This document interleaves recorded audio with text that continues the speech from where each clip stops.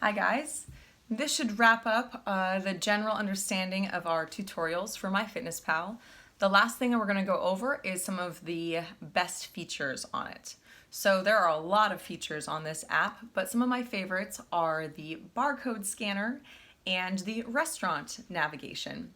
So not all restaurant menus will be in the app, but more and more are coming every day. So you'll be able to actually go into the app, click on the navigation and find restaurants near you or the one that you're possibly sitting at that time and find the items on their menu.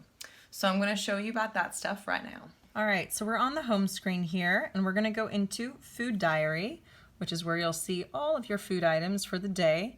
So when I want to add a food, I can go here and, oops, that's not what I meant to do. I can go into the Add button, go into Food, select a meal, doesn't matter which one. And up here at the top right hand corner, you're going to see these two awesome features. The first one is the barcode scan. You can actually just click on it and then you can scan any food items that are in your kitchen or even at the supermarket for the ones that you want to know the information to and you want to save into your frequent food items and use for later. So one great tip to do here is to actually go through your kitchen and scan a whole bunch of food items that you use regularly, and then they'll be here in your recent or your frequent food items. Another one here is the navigation button here at the top. It's going to show all of the restaurants that have their menus. So not all of them will be available, and it looks like I don't really have a lot of restaurants around me right now. But let's take a look here. So we have a few here that are already on the app. These are estimates, so they may not be entirely accurate, but they're going to be pretty darn close.